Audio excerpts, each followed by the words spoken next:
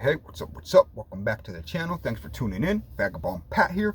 Right now, just gonna talk about some music. Actually gonna talk about a fusion of music, which is always interesting. Gonna talk about metal and rap fused together, because there's so much to it, I feel like, So anyway, you know the deal. Got to spark it up real quick.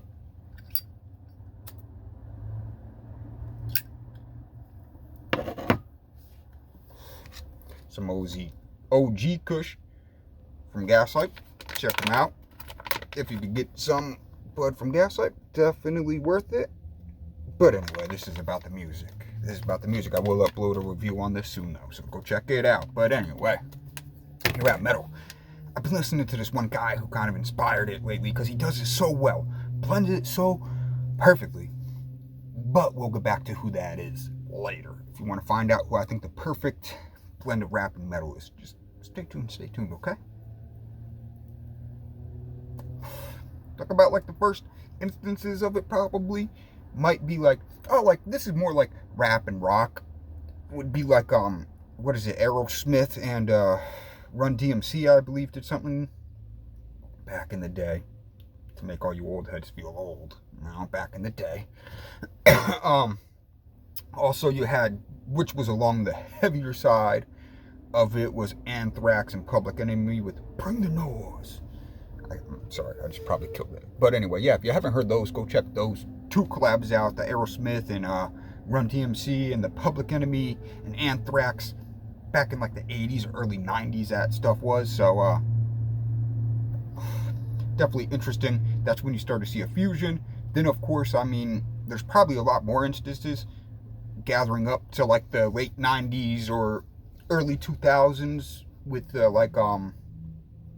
coming of like new metal.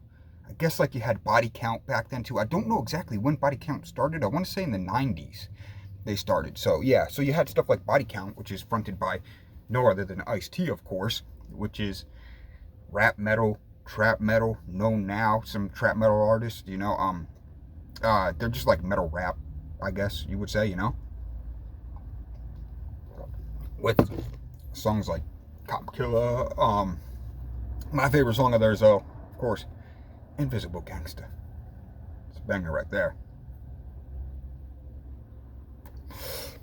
But I mean, like, then you had like surgence of like new metal, which was metal with a lot of like rap and hip-hop influence. Even if the bands were a little bit on the heavier side, the way they dressed was very street apparel-ish, looked very streetish, so very interesting. But then you had like the bands that of course infused the rap to it, like Slipknot, big example. They had some rap parts and everything like that. Linkin Park, one of the biggest examples right there, with Mike Shinoda rapping and Chester with his vocals there. Great band to this day. Crazy, it's been over 20 years since Hybrid Theory came out now. Mind blowing, man. I remember hearing Crawlin' on MTV for the first time, and I was like, what was that, man? I fell in love instantly. And that was before the album came out. And then when they released the album, I rode my bike up to town as a little kid. I was like 8 or 9 years old, Went up to Uncle Phil's CD store, Highland Falls, New York. Went and got the CD. I was pumped. But yeah, so that, then you have like bands like Korn, which even featured artists, like what they had, I think Children of the Corn is the track they did with Ice Cube. They did like All in the Family, which was Jonathan Davis and Fred Durst kind of rapping and dissing each other back and forth. It was a diss track towards each other all in one. So that's a very interesting take on it. But even if you look at the way they dressed, with the bagginess, they had dreads, braided hair and stuff like that, wore Adidas and all this, very, very hip-hop rap influence. That Jonathan Davis looked like he could be part of Run DMC or something like that. We're always wearing the Adidas jumpsuits and everything like that, So yeah, and a lot of bands did that back in the new metal. Big, even if you had bands that weren't so too on the rap influence side of nu metal, you still have bands like, you could take maybe Static X for an example, with wearing the Dickies shorts all the time and stuff like that. You know, they had their style, always the baggies, looked more hip hop-ish along the lines of metalish, but it started to, they had their own take on it, so it did look nu metal with the way they did it, but very hip hop influenced the way they would dress. You could tell, you know. So that was really cool when you started to see all that. Those were good times, man. Like 99, 2000, 2001, 2, 3. Now you see it's almost everywhere, you know. You have people who have millions of listeners, like people like Ghostmane, who's obviously heavy influenced by metal and rap, and he does it nice. He puts it together well, you know. But like, this is going back now a little bit, 2005. One of the craziest things I've ever heard. If you've never heard of them, look up Sutter Kane. And songs like August Underground, Black Sunday. What's the one? I actually wrote the one down here because I do have some stuff written down. I'm trying not to look at it though. But yeah, Sutter Kane, DJ Bless. What's his song? What is it? Oh, Slaughterhouse. He takes like metal tracks, and Slaughterhouse has like From Autumn to Ashes songs. I forget the name of the song now. And he chops them up and then does stuff over them. August Underground is In Dying Days by As Blood Runs Black, and he took that and chopped that up. Now, August Underground is the first song I've heard by him, and that was the first time I heard like he took like deathcore stuff and metalcore bands and screamo bands and rapped over them. And the rap he was doing was so violent and so aggressive. You were like, what in the world am I even listening to? So, parental advisory on that if you go check out Sutter Kane. A lot of his earlier stuff. The like Black Sunday album, I think it's the Black Sunday that has August Underground on it. You can't find that on Spotify, only on YouTube. It's so brutal and so violent for a song. It's a little disturbing almost. So, but that's like he does ghetto metal so great, so perfectly. It's crazy how he does it. He has a whole different take on it because just go check out Sutter Kane. But he also does some DJ stuff. That's where you get DJ Bless from. He has some like mixtapes and stuff like that. That's more poppy and vibrant. But he does a collab a lot with Donnie Darko, who's a rapper from New Jersey. I believe Sutter Kane's probably from New Jersey or New York, maybe Pennsylvania. I don't know, but from like that tri-state area, I think. Maybe even Connecticut. But anyway, Donnie Darko's a man, so he features him a lot. So those two together are nice. But yeah, if you want to hear some crazy ghetto metal from like 2004, 2005, when he was taking like all the bands. I think there's one with As I Lay Dying, like 94 Hours or something he did. All these crazy songs, he would take a chop up and rap over them. And he had that big, raspy, aggressive, like almost metally rap voice. Crazy, man, crazy. Absolutely worth checking out. Sutter Kane, DJ Bless. Go check him out. Go look up some of his stuff on YouTube, because some of it you cannot find on Spotify. Only on YouTube. And even YouTube, I think you still have to do some digging on it. But not for sensitive ears at all. Because this leads into like horrorcore. Horrorcore touches a lot on like the rock, metal, rap side to it. There's a ton of stuff like that. Even if we want to take like ICP for an example. ICP might even be a good example, because they've done stuff, not really, they've had like a lot of like rock influenced songs. Like even if you take Chicken Huntin', Assassins, bunch of stuff. But yeah, they have a lot of rock influence and stuff like that in their music.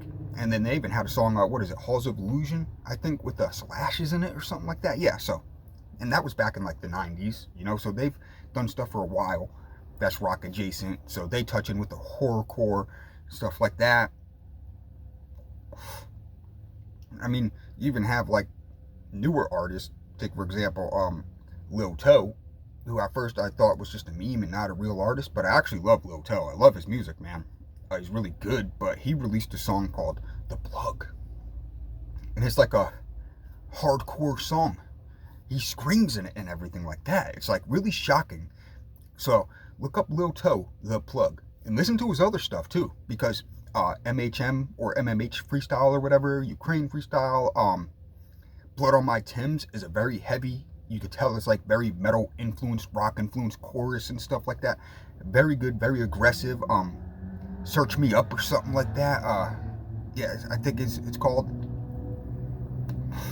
It's got some very aggressive stuff, but he did that hardcore kind of deathcore adjacent song where he screams in it and stuff like that. And if I heard it, I'd be like, no way, man, that's not Lil Toe. I would never guess in a million years that was Lil Toe. Never in a million years if I were to just hear that on its own. Really good for him coming from that. You know, it's not no Body Snatcher. You know, but I could see that almost being something like Body Snatcher, or like maybe like Cobblecon TX or something like that, being like an influence towards what he did. I hope to hear a whole album from him like that, because that would be pretty dope.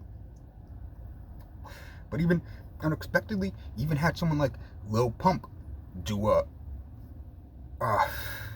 not punk rock, but pump rock, and it's got like a hardcore instruments and shit like that, man, and it's pump rock shit. Let me tell you what, I heard about it and I was like, no way, dude. I listened to it for enjoyment. I get enjoyment out of that pump rock song by Lil Pump.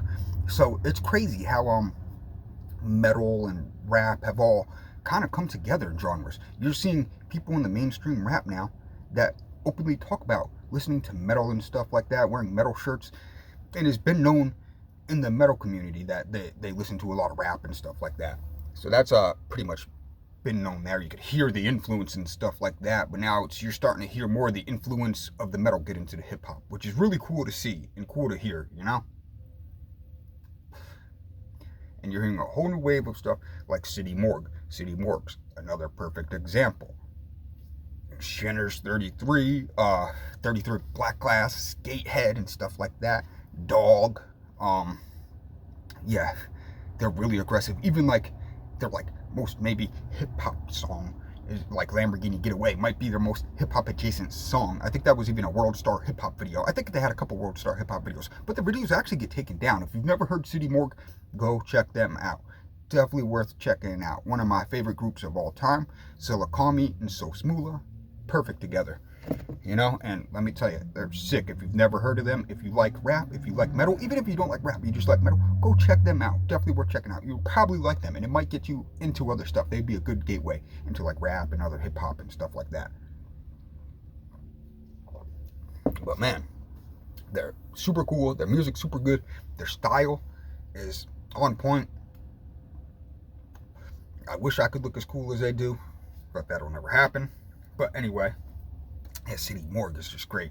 So go check out some City Morgue. Even their solo stuff, where Zilla Call Me solo stuff. Even some of their stuff on City Morgue's album is like almost more not so heavy, and it's more along like the hell is it, like Nirvana-ish. The hell is that stuff called? Like grungy, like kind of like almost grungy, maybe a little bit shoegazy, you know? Like Standing in the Rain and stuff, or Screaming in the Rain, or Standing in the Rain, something like that. Some of the songs like that, yeah, very like so they put a different take on it too, and they have some very interesting takes on mixing all different genres with rap. That's definitely worth a band going to check out.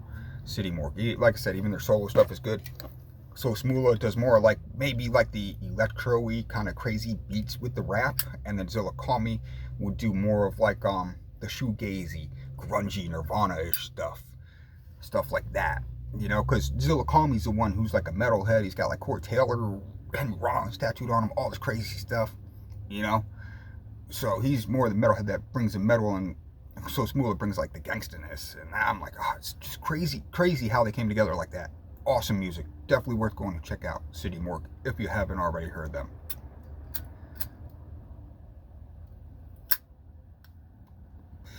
Let me know what you're smoking on. Smoking anything too.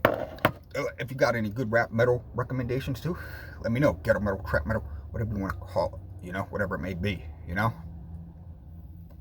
So yeah, what to say?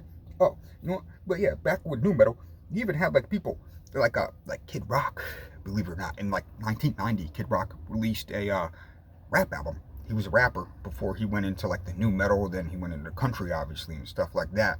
But you could definitely hear the metal rap influence in his music when he had like bar with the bar, bang, bang, you know, I'm American badass, you know. He's actually really good. Those albums are actually really great, you know. Some really good tracks on there.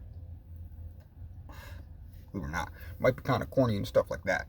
But he had like that Redneck Trailer Park aspect to it too, adding some like country to it and stuff like that, which I could see like heavily influencing like all them guys like Jelly Roll and stuff like, well, earlier like Jelly Roll and stuff. I don't know what he's doing now, but I never listened too much of him anyway. But I could see that, like, it wouldn't surprise me if they're like, oh yeah, I was influenced by like Kid Rock as a kid. You know, I could see a lot of them guys, Adam Calhoun and stuff like that, all that country, trap country stuff. Kid Rock's probably a big influence on them. If not, I would actually be really surprised. But yeah, he might not be. I don't know. But what is it? Grits and breakfast sandwiches, or grits on my breakfast sandwich, right? I wrote down, I'm trying not to look. Grit sandwiches for breakfast. 1990, Detroit. He grew up around with like Eminem and ICP and stuff like that back in the Detroit scene back in the day. They all like did shit together, stuff like that. They were all kind of in that rap hip hop area. So that's kind of interesting. Really interesting. Oh, great mix. Great song. For metal and rap song, did perfectly 10 out of 10, which have done it. They've had a couple of them, which go back to the new metal, which is Korn, you know, their song they did with Nas, Play Me, perfect rap and new metal song, love it to death, you know.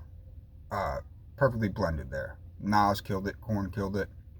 But then they even had stuff like I said, Children of the Corn with Ice Cube. Then they had the Lean With It, Rock With It, them franchise boys and Korn with Coming Undone. They mashed them together. Super interesting, super cool. Actually mashed together perfectly. And then they had a song on like the Biggie album where they put a Biggie verse to some Korn music. Great, also really great. So they know how to blend it perfectly. They're one of those bands that could take it and blend it perfectly. Just like Linkin Park, Slipknot. They weren't too much rap, but Corey Taylor pretty much rapped it. You know, so very and then they have a DJ and everything too. So yeah, so just not as more. They were more along the metal aspect. Okay, I'm not going to use that lighter because this thing's getting short now. So let me grab a lighter real quick. But yeah, I mean, like, I think that's it for that. Yeah, I talked about Sarah Kane, you know. But anyway, yeah. Oh yeah, he even had Metallica and Ja Rule do something together. Crazy. You know, go check that out. You know, from the Biker Boys. I could have gone deeper on this. I'm trying to go deeper on stuff, get more stuff done. I'm gonna get into editing so I could edit clips in, maybe edit pictures in and stuff like that. So bear with me on that. I'm trying to learn how to write and compress things more and stuff like that. So you're still watching. Thanks for watching. I greatly appreciate it. I'm trying to learn how to compress, make the video shorter in a better time, cover more coverage. I'm just getting into all this stuff. I have no idea about any of it, so I'm trying. That's why I got a page of like notes and stuff written down and everything like that, you know what I'm saying? So, but yeah, you know. Thanks for tuning in. I greatly appreciate it. Let me know if you know any like good rap metal stuff. I know there's tons out there. You could even throw like some Rasta rap mix, like Skin Dread and stuff like that into the mix, and the list goes on and on. You know what I'm saying? But anyway, yeah, you got stuff like Ghost Main now.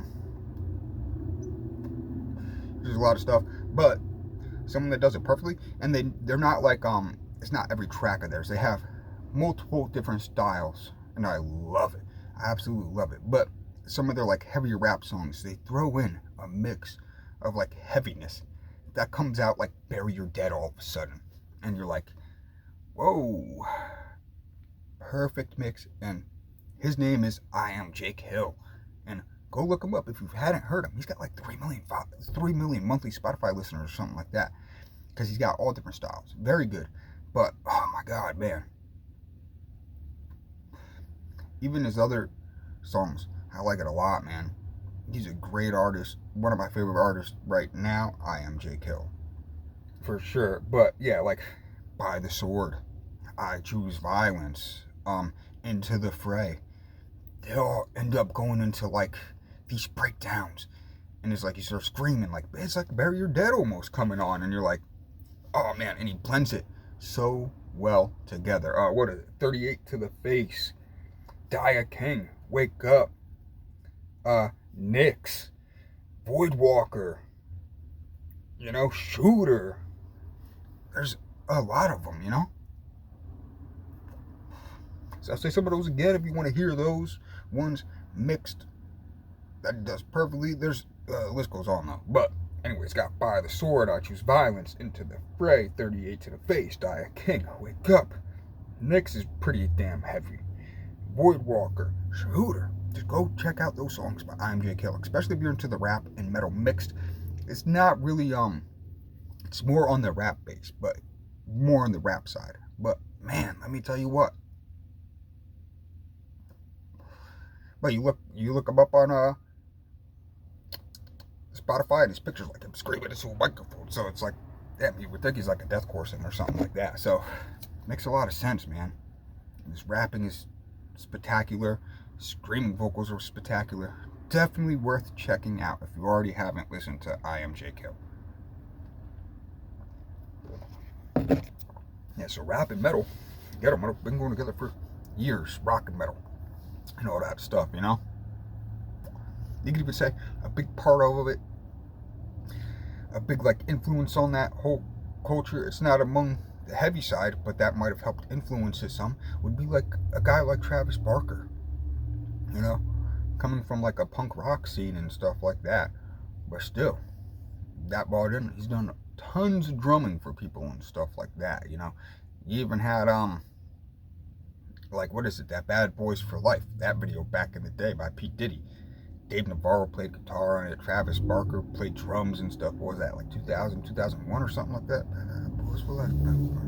Going nowhere. Oh, that's a great song right there, man. Yeah, so that was even like, had like a good rock beat and stuff. And he got actual rockers to do this stuff. So it's been happening for a long time. But now, you see it a lot. And it's pretty damn cool, So there's a lot of interesting stuff out there for sure now that's getting put out there. So, of anything, I said, let me know. Drop it in the comments. But you watched the video. Thanks for watching. Hopefully you enjoyed it. Hopefully you found some good new music. Because there's tons out there. Like I said, City Morgue, Lil Toe, IMJ Kill, Ghostman. You get like if you like rap and metal, you could even even going back, Cypress Hill has always been like a big rock adjacent band. They had that Rock Superstar song that was huge, but even then they had they've done songs with Fear Factory. They did Be Real was on a Fear Factory track years ago. They've played like rock festivals. They've always they're cool with like Deftones and shit like that. So yeah, Steph Tone from Deftones is always on the We Don't Smoke the Same podcast, So yeah, so it's always crazy. They're very big into it. If you take a look, even some of their tracks are very like rock influenced. Like what they had, of course, the Rock Superstar. Oh, another Body Drops. Damn, I can't read. Then they even took damn, what's his name from Rancid and the Transplants, the singer, Tim Armstrong. They had him on What's Your Number, So there's always been a lot of stuff, and but yeah, new ones like Necro. Necro's always been rock adjacent. He has a song with Hatebreed. I think he's got 2 or 3 songs with Jamie Justice from Hatebreed, maybe some other people too. But even just stuff like